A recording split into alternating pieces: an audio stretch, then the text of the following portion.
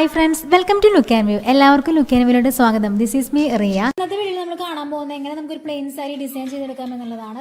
അപ്പോൾ ഞാനിവിടെ എടുത്തിരിക്കുന്നത് ഒരു 5.5 മീറ്റർ മെറ്റീരിയലാണ്. അപ്പോൾ ഇതിൻ്റെ കളർ വരുന്നത് ക്രീമാണ്. അപ്പോൾ ഇതിൻ്റെ ബ്ലൗസ് നമ്മൾ എടുക്കുന്നത് ഇതുപോലത്തെ ബ്ലൗസാണ്. ഈ ഒരു ബ്ലൗസിൻ്റെ കളർ പർപ്പിൾ ആണ്. അപ്പോൾ ഈ പർപ്പിൾ കളറിലെ ഷെയ്ഡാണ് നമ്മൾ ഈ സാരിയിലും കൊടുക്കാൻ പോകുന്നത്. അപ്പോൾ നമ്മൾ ഇത് നോക്കുമ്പോൾ ഇതിൻ്റെ അരികെല്ലാം ക്ലിയർ അല്ല. അപ്പോൾ നമ്മളിതൊന്ന് ട്രിം ചെയ്ത് കൊടുത്തിട്ട് നമുക്ക് ഈ ബോർഡർ ഒന്ന് കറക്റ്റ് ചെയ്യണം. അതിൻ്റെ ഒപ്പം തന്നെ നമുക്കൊരു ബോർഡർ വെച്ച് കൊടുക്കാനുണ്ട്. അപ്പോൾ നമ്മൾ ബോർഡർ റെഡിമെയ്ഡ് വാങ്ങിച്ചിരിക്കുന്ന ബോർഡറാണ്. കനം കുറഞ്ഞ വീതി കുറഞ്ഞിട്ടുള്ളൊരു ബോർഡറാണ്. ഇതിലെ വർക്ക് വരുന്നത് നമ്മൾ ഫാബ്രിക് പെയിൻറ് ഉപയോഗിച്ചിട്ടാണ് നമ്മൾ മെയിൻ ആയിട്ടുള്ള വർക്ക് ചെയ്യുന്നത്. അതാകുമ്പോൾ നമുക്ക് സമയം കുറവ് മതി, അതുപോലെ തന്നെ നമുക്ക് നല്ല ഫിനിഷിങ് കിട്ടും. ഞാൻ പർപ്പിൾ കളറിലുള്ള അതായത് ഈ ബ്ലൗസിൻ്റെ അതേ കളറിലുള്ള ഫാബ്രിക് പെയിൻറ് തന്നെയാണ് യൂസ് ചെയ്യുന്നത്.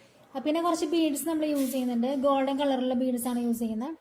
അപ്പോൾ അതനുസരിച്ചിട്ടാണ് നമ്മൾ ഈ ഒരു വർക്ക് ചെയ്തെടുക്കാൻ പോകുന്നത്. നമ്മൾ ഇതിന് ബോർഡർ വെച്ച് കൊടുത്തിട്ടുണ്ട്. ഇതാണ് ബോർഡർ, പർപ്പിൾ കളർ ബോർഡർ വെച്ച് കൊടുത്തിട്ടുണ്ട്. അതിനുശേഷം ഞാൻ ചെയ്തിരിക്കുന്നത് ഇതൊരു മുന്താണിയുടെ ഭാഗമാണ്. ആ മുന്താണിയുടെ ഭാഗം നമ്മൾ ഒരേ രീതിയിലുള്ള പ്ലീറ്റ്സ് എടുത്തിട്ട് നമ്മൾ ഇങ്ങനെ പിന്ന് കുത്തി കൊടുത്തിരിക്കുകയാണ്. ഇങ്ങനെ നമ്മൾ കറക്റ്റ് ഒരേ വിഡ്ത്തിലായിട്ടുള്ള പ്ലീറ്റ്സ് ആണ് എടുത്തിരിക്കുന്നത്. ഇനി നമ്മൾ ചെയ്യേണ്ടത് ഈ ഒരു ലെങ്ത് നമുക്ക് ഷോൾഡറിൻ്റെ അവിടെ പിൻ ചെയ്യുന്ന ആ ഒരു ലെങ്ത് വരെ നമ്മൾ ഇതുപോലെ മടക്കിയെടുക്കുക. എന്നിട്ട് നമ്മൾ പിൻ ചെയ്ത് കൊടുക്കുക. ഇപ്പം നമ്മൾ പിന്ന് ഇതുപോലെ കുത്തി കൊടുത്തിട്ടുണ്ട്. ഇതിൽ നമ്മൾ അവസാനം കുത്തിയിരിക്കുന്ന നമ്മൾ ഷോൾഡറിൽ നമ്മൾ കുത്തുന്ന ആ ഒരു ഭാഗത്താണ് ഇപ്പോൾ കറക്റ്റായിട്ട് ഞാൻ ഈ ഒരു പിന്ന് ലാസ്റ്റത്തെ പിന്ന് കുത്തിയിരിക്കുന്നത്. ഇനി നമ്മൾ ചെയ്യാൻ പോകുന്ന ഈ പ്ലീറ്റ്സ് നമ്മളൊന്ന് സ്പ്രെഡ് ചെയ്യുക. നമ്മൾ സാധാരണ സാരി ഡ്രൈപ്പ് ചെയ്ത് കഴിഞ്ഞാൽ നമ്മളിങ്ങനെ സ്പ്രെഡ് ചെയ്ത് കൊടുക്കുമല്ലോ, ആ ഒരു സ്പ്രെഡ് ചെയ്യുന്ന പോലെ നമ്മളിവിടെ സ്പ്രെഡ് ചെയ്ത് കൊടുക്കുക. എനിക്കിപ്പോൾ ഇങ്ങനെയാണ് കിട്ടിയിരിക്കുന്നത്. ഇത് ഓരോരുത്തർക്കും ഡിഫറെൻ്റ് ആയിരിക്കും. അപ്പോൾ അതുപോലെ നമുക്ക് വേണ്ടതുപോലെ നമ്മൾ ഇത് പ്ലീറ്റ്സ് നമ്മളിങ്ങനെ മടക്കി വെച്ച് കൊടുക്കുക. ഇനി നമ്മൾ ചെയ്യാൻ പോകുന്നത് മാർക്ക് ചെയ്യലാണ്.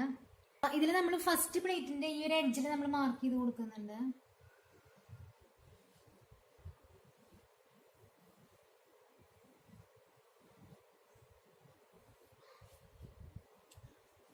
ഇതുപോലെ മാർക്ക് ചെയ്ത് കൊടുക്കുന്നുണ്ട്. പിന്നെ നമ്മൾ മാർക്ക് ചെയ്യുന്നത് ഈ സെക്കൻഡ് പ്ലേറ്റിൻ്റെ ഈ ഒരു ഭാഗം. അപ്പോൾ നമ്മൾ ഈ എഡ്ജിൻ്റെ തൊട്ടരികിലായിട്ട് നമ്മൾ ഇതുപോലെ മാർക്ക് ചെയ്ത് കൊടുക്കുക.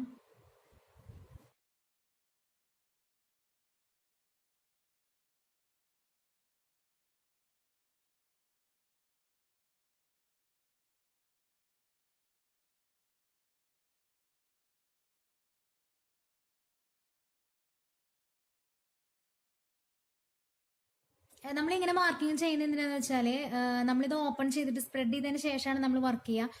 അപ്പം നമുക്ക് എവിടേക്കാണ് വർക്ക് വേണ്ടതെന്ന് അറിയാൻ വേണ്ടിയിട്ടാണ്. അപ്പം ഞാൻ ഇവിടെ നമുക്ക് വേണ്ടതാണ്, ഈ ഭാഗത്ത് നമുക്ക് വർക്ക് വേണം. അപ്പം നമ്മളിവിടെ ജസ്റ്റ് ഒരു ലൈൻ ഇട്ട് കൊടുക്കുക. പിന്നെ നമുക്ക് ഈ ഒരു ഭാഗം, അതായത് ഇവിടെ ഇങ്ങനെ വരുന്ന ഭാഗം, ഇവിടെ നമുക്ക് വർക്ക് വേണ്ട. അപ്പം നമ്മളിവിടെ ഒന്നും ചെയ്യുന്നില്ല.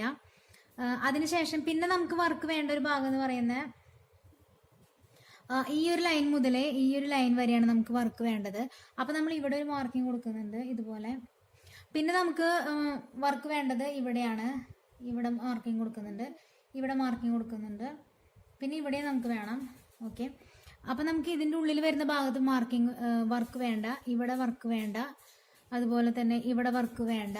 അപ്പോൾ നമുക്ക് ഇത്രയും ഭാഗം നമുക്ക് വർക്ക് ചെയ്യാതെ എടുക്കാം. അപ്പോൾ നമുക്ക് ഈസി ആയിട്ട് ഈ ഭാഗം മാത്രം വർക്ക് ചെയ്ത് കിട്ടും. ഓക്കെ, ഇപ്പം നമ്മൾ സ്പ്രെഡ് ചെയ്തപ്പോൾ നമുക്ക് കറക്റ്റായിട്ട് നമുക്ക് എവിടെയൊക്കെ ചെയ്യേണ്ടതെന്നുള്ളത് നമുക്ക് ഈ മാർക്കിങ്ങിലൂടെ മനസ്സിലാക്കാൻ പറ്റും. അതിനുശേഷം നമ്മൾ ചെയ്യാൻ പോകും, നമുക്ക് ഇഷ്ടപ്പെട്ട ഏതെങ്കിലും ഒരു ഡിസൈൻസ് നമ്മൾ ഇതുപോലെ കട്ട് ചെയ്തെടുക്കാം. എന്നിട്ട് നമ്മളിവിടെ പെൻ കൊണ്ട് മാർക്ക് ചെയ്ത് കൊടുക്കുകയാണ് ചെയ്യുന്നത്.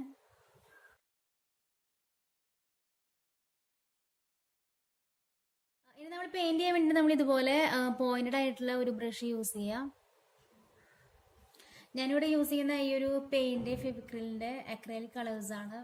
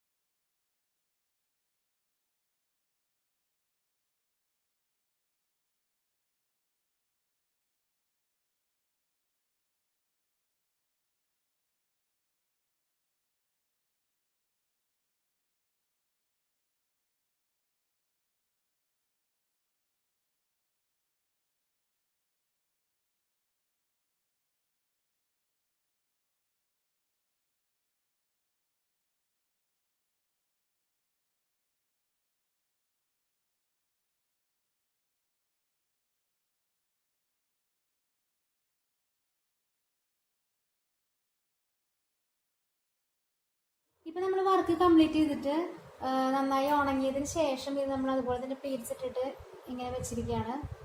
ഇതിൽ നമ്മൾ സെൻറ്ററിലായിട്ട് കുറച്ച് പർപ്പിൾ ബീഡ്സ് യൂസ് ചെയ്തിട്ടുണ്ട്. ബാക്കിയെല്ലാം ഗോൾഡൻ ബീഡ്സ് തന്നെയാണ്. നമുക്ക് വാഷ് ചെയ്യണമെങ്കിൽ ഒരു 7 ദിവസത്തിന് ശേഷം വേണം നമുക്ക് വാഷ് ചെയ്യാൻ വേണ്ടിയിട്ട്.